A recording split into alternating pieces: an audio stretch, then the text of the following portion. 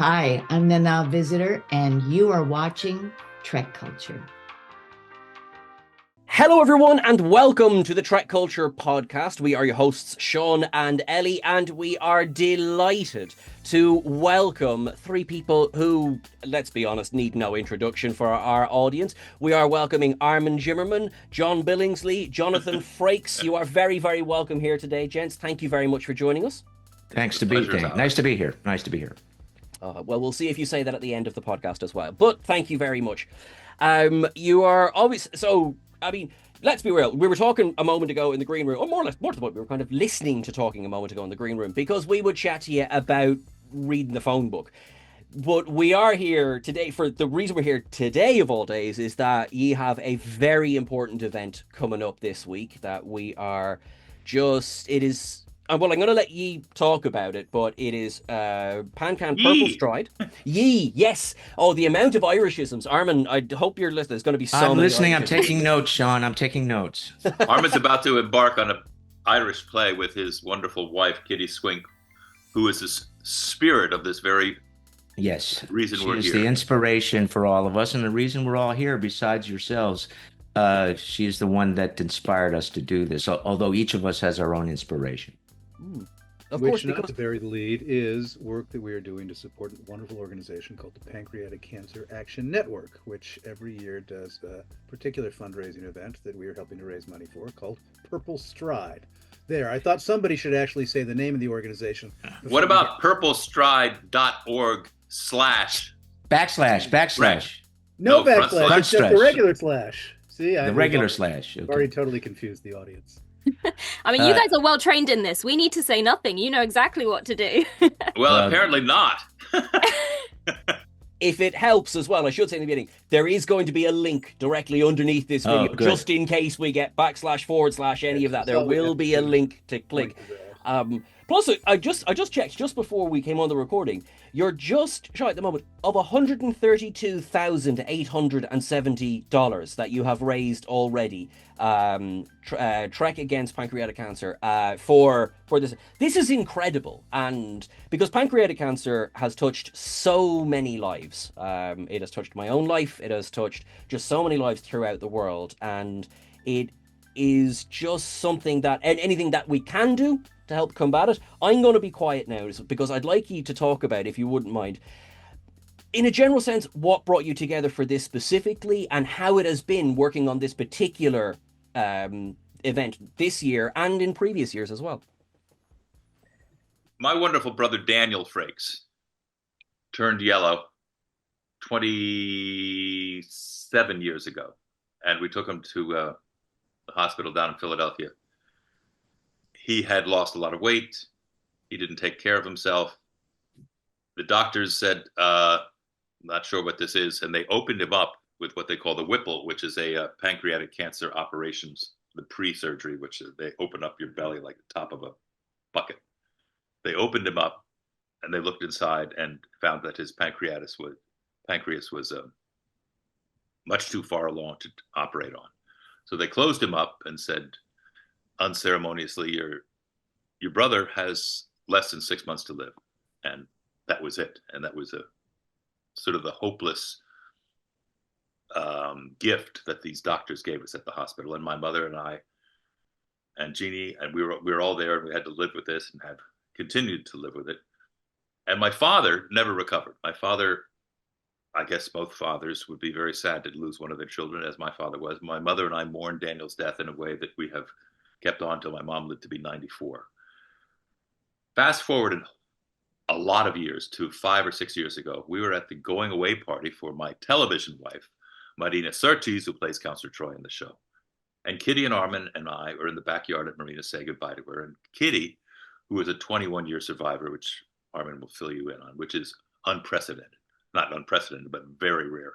When my brother died, it was a 4% chance of survival, 3 or 4% when Kitty was diagnosed. So they asked me if I would like to be a member or join them in this PanCan organization, which led to the Purple Stride, which we're about to promote and plug all morning long, or in your case, all afternoon. So I've said I would be thrilled to, and I have 5 years ago, I was I signed up, and this is our fifth stride and our fifth time together. And along the way, during our walk, we have been joined by the wonderful and talented John Billingsley. Yes, thank you. And I'll make this short because I think the origin story really rests with Kitty's experience and Armin's caretaking of Kitty and the nature of the way they got involved with PanCan and brought the rest of us on board. And I want to defer to their story and their knowledge and insight. My mother passed away from pancreatic cancer at the age of 70. Similarly to Jonathan's story, from diagnosis to death, a matter of months. The doctors gave her absolutely no hope, and in large part it's because she had no cognizance that the symptoms she was experiencing might have anything to do with a fatal disease, particularly pancreatic cancer, which I don't think she had any cognizance of. And she was the kind of person who didn't complain about anything. If a safe fell on her head, she'd say, well, I'll just shake that off and on with the day. So by the time she actually got through the, many hoops that the medical profession can present if they're not taking something terribly seriously, by the time they conducted 18 tests, months had passed, and by then, probably too late to begin with, but definitely too late.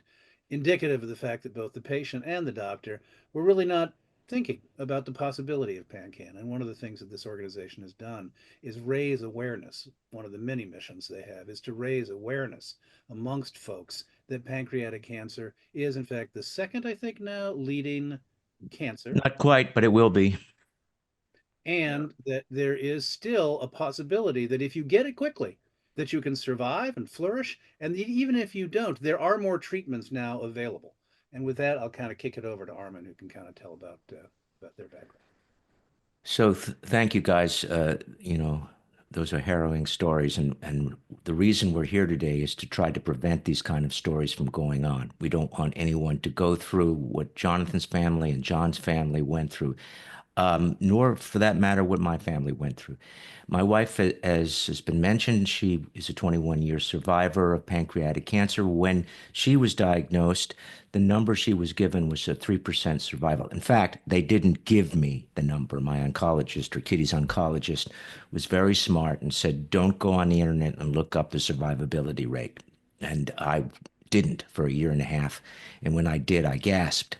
So what I'm very happy to say is, thanks to the help of PanCan, which is a great, huge, wonderful charity trying to find a cure for this disease, we have quadrupled the survivability rate. So Kitty and Daniel were at 3 or 4%. We are now at 13%. Still a low number, but look, 4 times as large as it was when Daniel and Kitty were diagnosed. So that's why we're here today. As John said, we're here to tell people about it so that they have someplace to go should they recognize the symptoms, or more importantly, if their doctors recognize the symptoms, or even more importantly, if their doctors don't recognize the symptoms.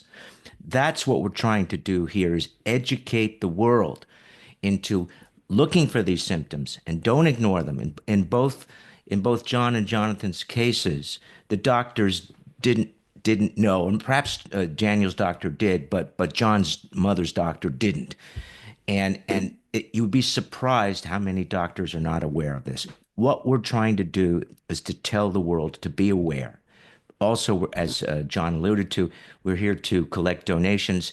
Sean, as you said, we are $130,000 or so towards our goal. Our goal is $150,000, so we still have a little ways to go, and we have about 4 or 5 days until the walk. Although people can contribute after the walk, it's not a complete deadline. I wish Kitty were here because her story is a personal one. She has survived. She gives hope to all the pancreatic patients and caregivers that we have encountered, because she says, look, I was diagnosed with this disease. I'm still here. I'm still here. I'm still alive. Most people are under the supposition that if you get diagnosed with pancreatic cancer, you're dead in 3 to 6 months. The reason for that is when the symptoms start to manifest, it's usually late in the disease. If people start to turn the color of John's shirt, it's rather too late. The Whipple is at this point the only way to save people, and it's a horrendous operation. It involves opening you up, as Jonathan said, and going through various organs to get to the pancreas. The pancreas, unfortunately, is buried deep in your body. And if the cancer is in the front of the pancreas, there's a possibility of survival. If the cancer is located in the back of the pancreas, as these two guys just told you, there's little or no chance. There's no chance, actually. So there are lots of things that PanCan has done to help patients, including starting clinical trials. One of the great things that PanCan can do for you, at least in the United States, is if you are diagnosed with this, go call PanCan immediately. Try and find a clinical trial near you that will help either prevent the disease or extend your survivability. It also provides care if you're going to talk to your doctor about pancreatic cancer. PanCan will send along an expert to go with you and ask the right questions and be there to hold your hand. And that's what I wasn't aware of PanCan when Kitty was diagnosed, but one of the great things that PanCan does now is hold the hand not only of the patient, but of the caregivers who have to take care of the patient and who are under a great deal of stress and onus themselves. There's a lot more to talk about, and I hope the other two guys will chime in and help me with this. But it's a great organization. We ask you to donate. I will repeat again where you go to donate. Gentlemen, give it to me one more time. Just look down at the screen. Just look down at the screen. We don't need to say the words. You can just look down at the screen. Only the people who do not actually have the reading skill. And they're So for the people who are illiterate, where do they go, John? They go purplestride.org/Team Trek. Or if they just want to get in touch with the organizations, the pancan.org, which is our action network. As Armin so eloquently reminded us, it's not just about the patient or the person, the victim, if you will. It is about the caregiver who often has a tougher road to hoe. And the fact that this organization will provide a caseworker to literally go to your doctor's appointment with you. And as Armin also points out, if you get a diagnosis that says you're going to die, you say, thank you very much. You leave the room, as Armin and Kitty did with theirs, and you get a hold of PanCan, and they will provide you with an oncologist who actually knows something about this specific cancer, which seems to be the biggest issue. Right. This was, if I may tell a quick anecdote that Jonathan's referring to. We went to an incredibly well-known oncologist in Los Angeles who just started the conversation by turning to Kitty and saying, well, you have 6 months, prepare for your death. In which case, Kitty and I just got up and walked out. And this actually was our second opinion. And we went back to the first opinion. And that oncologist very wisely said to both of us, and it turned out to be true, we didn't know it at the time. He said, you're not a number, you're a patient. We're going to treat you as a patient and not as a number, and we'll do our very best to keep you here. And they did. And we're grateful. And we're grateful. So to that, please help us. Help us not only by donating or walking in, if you're an American, walking in Purple Stride on the 26th of April, or if none of those are possible, if you hear of anyone who has been stricken with disease, and I imagine this is international, so it doesn't have to be just Americans.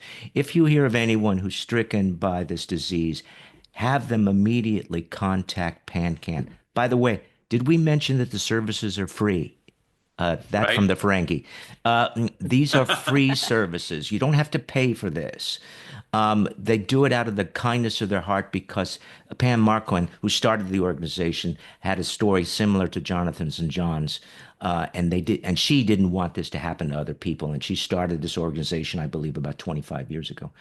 And she and the people that work with her have done an incredibly good job, and we're very proud of them. Although I played a doctor on TV, I actually am a dummy, so I can't speak to some of the medical research that's being done, but I will say that in addition to the support services that PanCan provides, they are also in the forefront of medical research. That's one of the reasons why the survival rate is increasing. We are unfortunately living in a dark age. Our president and this current administration is slashing funding for all health sciences. And one of the things that consequently is happening is a lot of organizations like ours are needing to turn to the general public and say, help us get through these dark days. They won't last forever. A less benighted world is ahead of us. But for the nonce, we need organizations like PanCan to survive. And they're going to survive if we dig in to help. And that's one of the things. And one last comment for me, the garrulous Armin Shimerman, is that for Americans, there are 60 marches across the country in various locations around the country. Go to pancan.org, the address that Jonathan gave you. Find out if there's a march near you. I will tell you, and Jonathan will tell you, and John will tell you, and anyone who's ever attended these marches will tell you, it's a very joyous occasion. It's not somber. It's not mournful. It's joyful. It's celebrating life. And we have met hundreds and thousands of people who just wanted to say thank you to PanCan, and we're there to celebrate the people that have been touched by this disease. Go, even if you don't contribute, even if you don't do anything, just go and walk with these people. You'll have a wonderful, wonderful day. I promise. Ellie's ready to go. Ellie's got her purple on. Yeah, she's got her purple on. I will swim across the ocean and join you. Okay. See if you can get across the ocean, then walk across our country and get to Santa Monica, where our particular march is taking place. Although, unfortunately, I cannot attend this year, and this is the first time I have not. Yes, it's the first time I've not attended. I have marched in other places, but this is the first time I cannot attend the march, and I regret that a great deal. But my wife will be there, and this year, I don't know if she's making a speech or not. She made a speech last year, which galvanized thousands. And it is thousands of people attend these marches. The organization aims to raise around, last year we raised a little under 17 million. I don't know what the goal is this year. 17.8 this year is the goal. Yeah, 17.8. I mean, obviously, any organization is fundraising throughout the year. So this is not to suggest that if you're interested in supporting us and you can't quite get it together to do it before next Saturday, as Armin mentioned, you can't down the road. And we will no doubt be back from year to year to year to year to year, because this is our, I've only been involved in 3 of these, but Armin and Kitty, how many years have you been doing Team Trek? Quite a few. I don't know the number, and I must say there was a wonderful actress who was Kitty's friend and my friend, Charlotte Ray, who was on Facts of Life. She too was diagnosed with pancreatic cancer. She introduced us to PanCan, so thank you, Charlotte. And it's because of her that PanCan came to Kitty after Charlotte passed away. Not from pancreatic cancer, by the way. After Charlotte passed away, they approached Kitty, who had attended many of the events with Charlotte, and they said, "Can you take Charlotte's place?" And Kitty was very honored, and that led to her asking Jonathan and eventually John to join the team, as well as Juan Carlos, who's not here. I was going to say we'd be remiss if we didn't mention the award-winning Juan Carlos Cotto, whose brother was the showrunner on Star Trek Enterprise, and who joined us last year and happened to be the #1 fundraiser in the entire Los Angeles Purple Stride. Am I correct? That's right. Yeah. So he came up and showed us how it was done. That's actually fabulous. I meant to say when we were in the beginning, I had the pleasure of having an interview with Manny before he passed away. He was a character. He was definitely a character. With myself and Ellie were talking just before as well. What we found ourselves when we've had to fundraise for anything in the past, so much happens in the last few days. As you say, John, of course, this is valid throughout the year. I mean, people can donate whenever, but when there's an event, I think we often see in the last few days, the last few hours, there's often a surge of donations tend to come in. So I have no doubt that you'll meet the goal and exceed it easily. I have no doubt we'll meet the goal, and it may not be easy, but we will meet the goal. Oh, yeah. I guarantee. Noticing that odd hum in the background? That, unfortunately, is a fabricator cutting stone outside our house. Oh, it's your fabricator. Oh, I see. All right. Well, I assumed that people who are listening might want to know. So now we know. It's a fabricator. I apologize. I wasn't using the farting chair, so I thought I'd add some sort of noise from my end of it. Let it be noted, Jonathan could not turn the fabricator off. You know, the fabricator sounds like some 24th century device, a fabricator. I'd like to have one of those. I could use a fabricator. It's a stone cutters A cut stone it on coater. stone. Stone cutter. What show's that from? I have no idea. What's it from, Jonathan? Carousel, I think. Carousel, Oh. really? Yes, I think you're right. Now, Right? You're a I'll go back queer with- one, Julie Jordan. Yes. My I'll go boy with the Bill. Stonecutters from The Simpsons. Yes, that would be Carousel. Yeah. That's a strange musical. Did you ever? Uh, Are we segueing out of PanCan now into our individual life stories? Oh, I don't mean to rush us if we have other things we want to talk about PanCan, but I feel like we may have reached. I think we have done our bit, and we hope that people have Let's give listened. him the numbers. Give him the place one more time. What? Okay. Look It's down, yours, Jonathan. Right there. See, right there below it. See, it says it right there on the See, scroll. I don't What's I don't below it, believe what it. he's I don't pointing to is believe his it. lap that has no pants on. That's what he's pointing Again to. with no pants, John. I wore pants. Again. I wore pants. Look, I wore pants. See, pants. Okay. Are they shorts or long No, pants? they're legit. They're big boy pants. But for the purposes of the people listening to this for the audio version, I can confirm John not wearing pants. Ah, Now, in fairness, the reason this is even being mentioned is because you're notorious. You're notorious. Because as for marketing purposes, Yeah. an event we do, Trek Talks, to raise money for Hollywood Food Coalition. I call it a convention without pants, as a way to encourage people to take advantage of this rare opportunity to have a convention experience without any of the hassles of going to a convention. So I, of course, don't Or wear the pants. hassle of putting on pants. Or the hassle of wearing it. One of the many hassles of going to a convention. As you know, Jonathan, every time I see you, you're wearing pants. So I know. And you got to pick the right shirt. I have a convention shirt on today. And as I put the shirt on, I said, well, I'm going to McAllen, Texas. I'm not going to need this winter shirt. Here's a little inside Star Trek, which I'm sure the three of you know. One of the things you learn after having done conventions for whatever that's been 35 years, wear a solid shirt for your photo ops, because you'll be asked to sign said photo op in an hour or so after the photo op is over. So for instance, this blue shirt with a silver paint pen, to Sean and Ellie, go boldly, Jonathan Shatner. There we go. I sign over. And is any of that legible?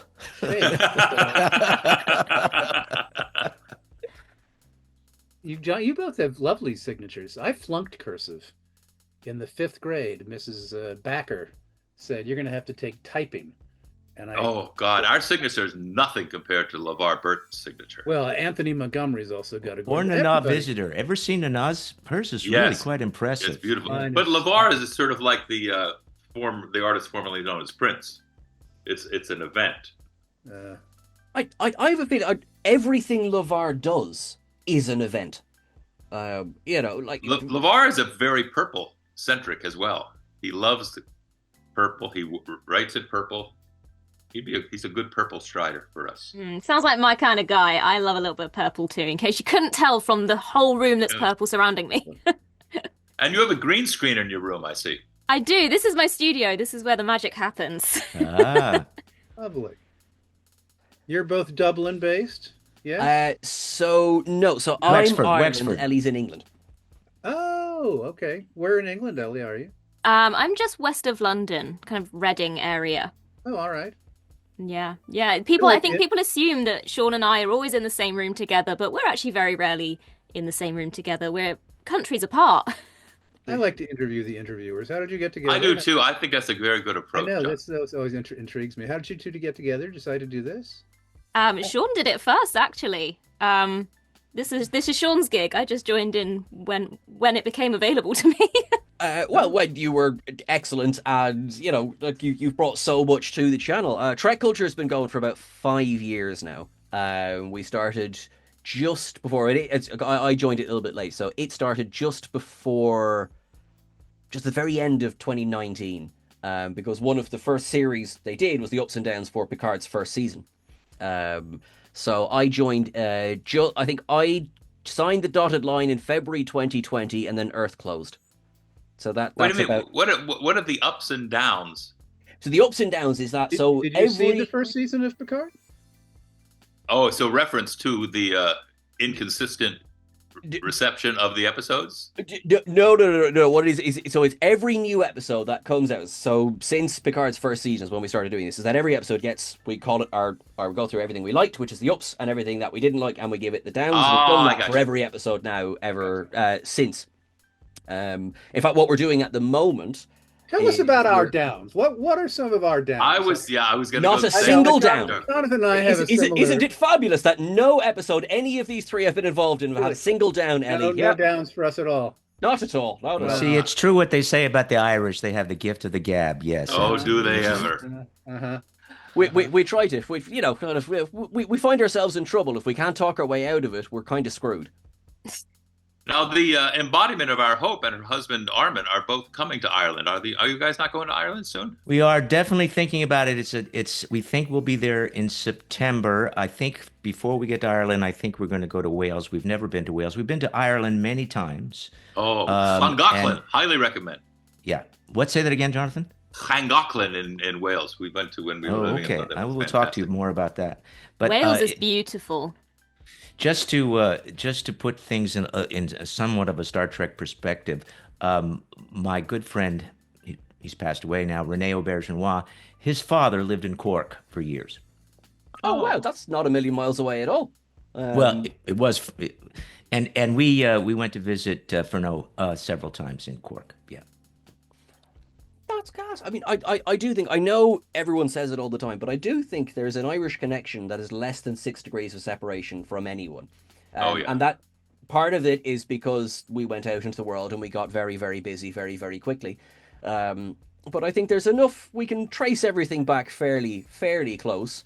And obviously, Ireland has been represented in Star Trek many, many times, sometimes better than others.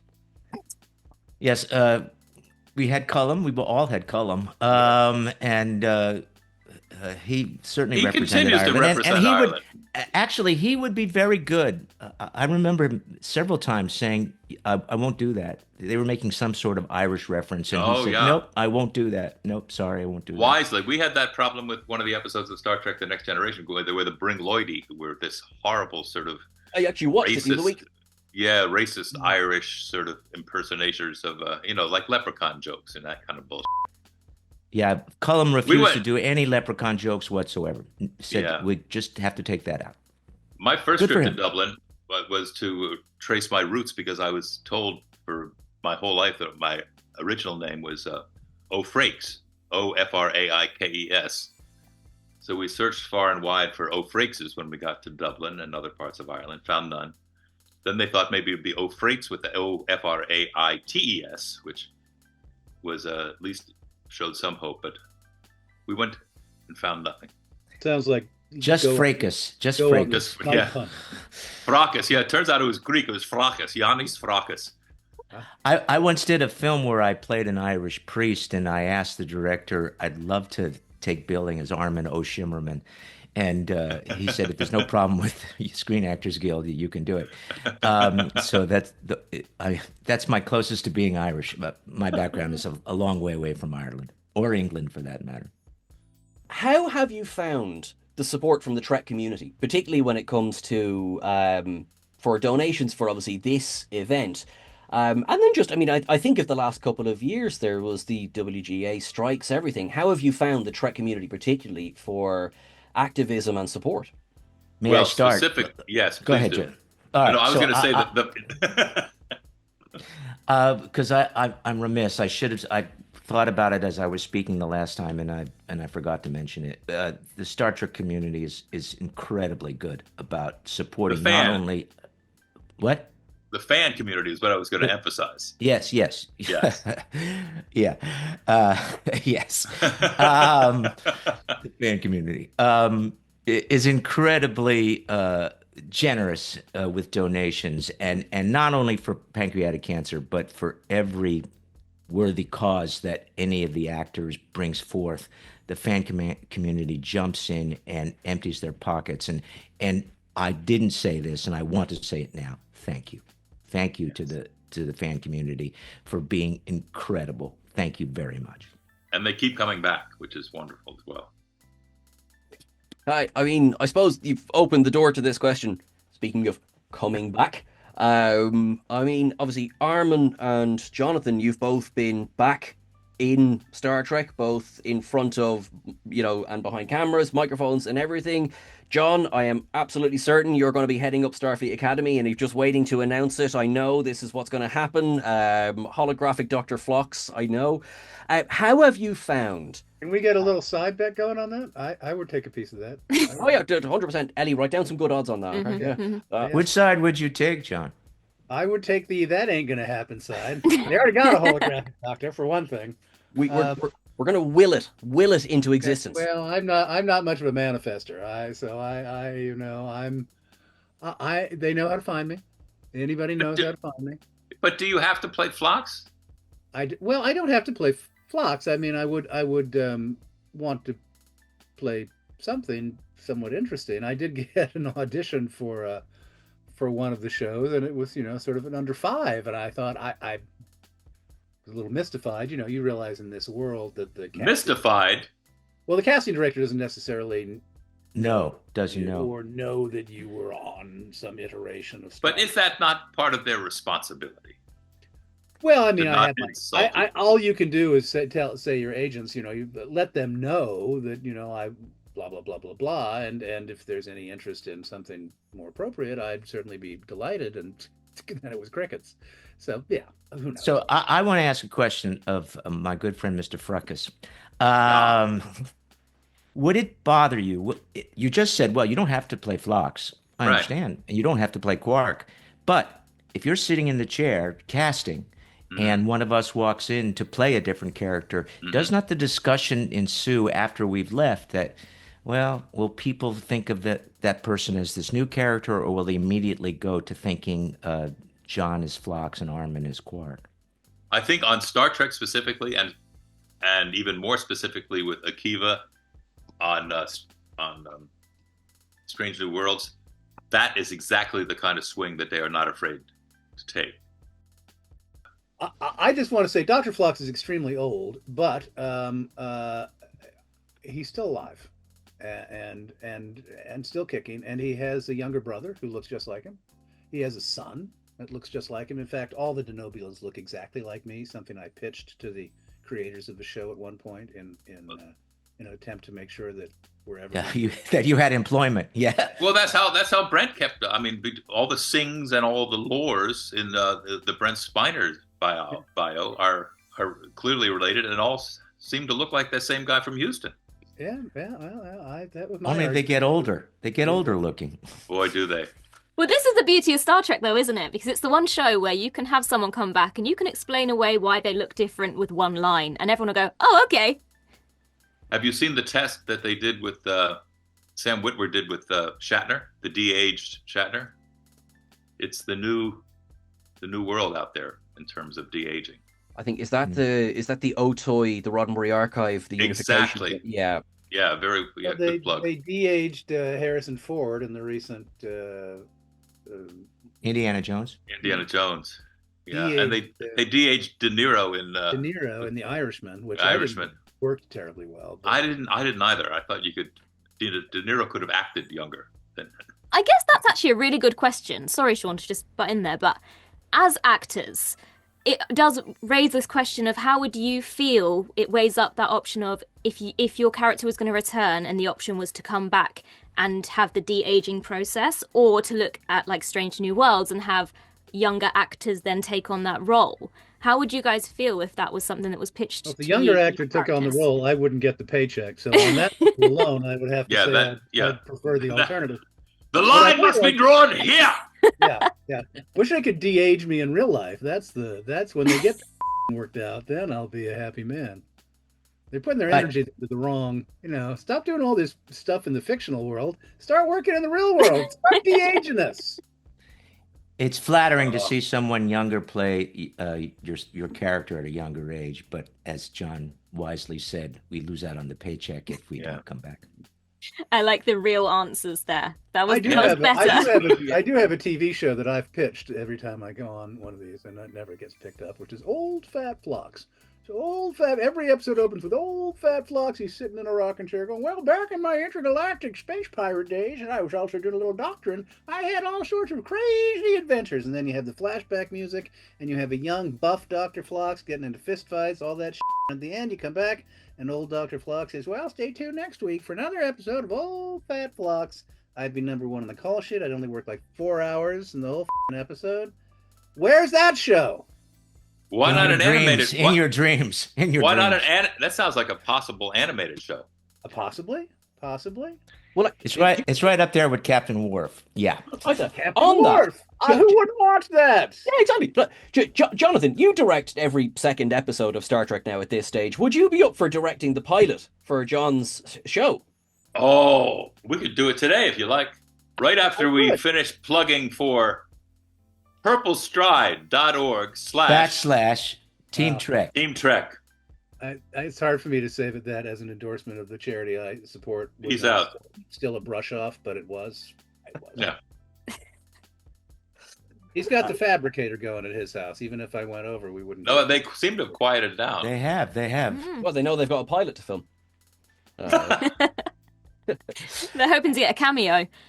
We were talking actually before we started recording, when we went, we should start recording, about the prosthetics and all the different kind of layers of makeup on your faces. And I mean, I trained in acting throughout childhood, all through university, and the first thing they teach you is your face is your greatest tool. So I kind of wanted to ask, I mean, all of you have had experience with prosthetics at some point, but obviously some more than others. But just about the challenges that posed and how you kind of worked around that to create your characters. Jonathan's beard is prosthetic. Did you know that's a prosthetic beard?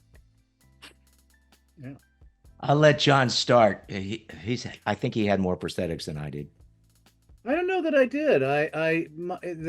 It was not so terrible for me because I never. You felt said it. 2 hours and 45 minutes. The application. I mean, they had a chin piece. They had a forehead piece. They had some ears. Ears that were nowhere near as spectacular as Armin's ears. I didn't have to wear a mouthpiece. It was the painting that took a long time, and I did wear a hairpiece. And my makeup artist, Brad Look, was I think he wanted to be Van Gogh in another lifetime because the painting was extremely meticulous. God bless him. It was fine. I was usually there first thing in the morning. I read the newspaper. I listened to classical music. I didn't find it particularly constricting. I did have to wear gargantuan contact lenses. Those were irritating as shit by the end of the day. I was ready to get those off. And you couldn't pop them on and off because your vision would simply not adjust quickly enough to make it worthwhile. I couldn't read, which is my favorite thing to do. So I was left with nothing to do but Gray's Craft Services, which is why. But to Ellie's question, John, how did it affect your performance? Because you didn't have your face clear. It didn't really register on me as having any role to play in my performance, to be perfectly honest with you. I mean, I have mobility in my mouth, and I didn't have to. I don't know how this affected you, Armin, but I didn't have, because I didn't have anything in my mouth. I didn't have to over enunciate particularly. I didn't have to worry about articulation. I mean, generally speaking, you're not ever, as an actor, is a trap if you get stuck in the place of feeling like, wow, I'd better over-exaggerate my effects because I'm under that's not going to help you. You're going to do something false. It's very true. I realized after about the 6th episode of Deep Space Nine, I didn't have to over-exaggerate. I was actually standing at the urinal peeing, and then there was a mirror in front of me, and I went, you look like an alien. No matter what you do, you're going to look like an alien. So you don't have to over-exaggerate. And that was a great epiphany. But yes, I had to enunciate a little clearer because of the teeth. And you're absolutely right, Ellie. It is confining. You don't have your face. But what an actor does have is 2 things. One, especially those of us who were trained in the theater, and all of us were, it's our specifics that comes out in the way we say the dialogue. So that is really important. And as I often said to actors who were on set for the first time, pay no attention to my face. Just look me in the eyes. It's all in the eyes. Just watch my eyes. And that was the godsend that I learned and passed on to others. Thank you. I was just very curious. I think I'd find that really I don't know if I would like prosthetics on my face. I think I'd find it very restricting and confining. And I'm going to be very sexist, but then that's who I am. Women found the prosthetics, for the most part, not always, women found the prosthetics more inhibiting than men did. However, I was at many times present when the men found them just as inhibiting. And in the course of our show, I believe 3, maybe 4 times we had actors who just threw up their hands and said, I can't do this. Take this off. I can't do this. Fair. And I mean, I'm sure it must be a scary thing at the same time to say no to something that could lose you a job. You know, but their own, I got stuck to the floor once. So we had 2 sound stages, and there was an episode in which Ferengi were boarding our ship, and they'd knocked all of us out with knockout gas, and I was knocked out. I just, the camera passes through. I'm not in the episode at all. I love those episodes. 6 days off, and the checks still come. All I am is sleeping on the floor. And they were rushing in. They were basically all set up for the more elaborate shots next door. They said, let's get this quick pop of a doctor knocked out on the floor. I was knocked out on the floor. They came in. They said, we don't even need to light it. Let's just, and they ran out, and everybody ran out, and my face was stuck to the floor, and there wasn't anybody in the soundstage. It was like, help, help. Finally, somebody came in and let me up, because you don't want to rip it. You're afraid you're going to rip your face off. But right, that's right. Oh, I'm going to die. I'm going to die stuck to the floor. And I fainted once from the makeup while I was hanging from a bar, and that, thank God, I had the prosthetics on because I didn't get hurt at all because the rubber. I fainted and fell, woke up on the floor, but I wasn't hurt because the rubber prosthetic had saved my head. Good. Not sure if you're really selling the prosthetic life to me here. On all casting calls now, the one of the requirements is that the actor on camera admits or doesn't admit to being Claustrophobic. Claustrophobic, yeah. Any fear of or any allergies to spirit gum, etc. Yeah, we had a lady who had an allergy to the prosthetics, and she broke out, and God bless her, she continued on. She said, I'm going to do this, I'm going to do this, even though she was in a great deal of pain. And she finished, and by the time we finished the episode, her face was very, very blotchy. Gosh. You don't know. I mean, that's the thing. It's like most of us don't have... I certainly didn't have experience wearing prosthetics before that show. It's like to ask if I was allergic to anything would be like, well, I'm not allergic to makeup. I don't know if I'm going to be allergic to wearing a rubber head. Nothing ventured, nothing gained. I had experience on Next Generation, and one of the things I asked Michael Westmore for, which, because I had the experience, it was a godsend, which was in the Next Generation Ferengi heads, there was no pockets for my ears. And so what happened was my ears were bent back for 12 hours, and that got to be excruciating. And so when they were making the head for Quark, I said, Michael, you have to put pockets in so that my ears, have some freedom, and which they did. But I would not have been able to ask for that if I hadn't been in prosthetics before. That makes sense. Actually, you mentioned Michael Westmore. I'm looking forward to the documentary. His work is incredible. He's the king of makeup. Absolutely. 27 Emmys, God knows how many Oscars, and a dynasty. He comes from the Westmore dynasty. If you go on certain lots in Los Angeles, you'll see the Westmore buildings, not so much because of Michael, but because of his father and his uncles, his grandfather. It's a rare movie you don't see. Bud Westmore is doing the makeup. Yeah. Right. A very small question now to go out on. Each of you, what do you think is your greatest contribution to Star Trek to date? I'll go first. Humor. Yes, there was humor on Next Generation. Yes, there was humor on the original series.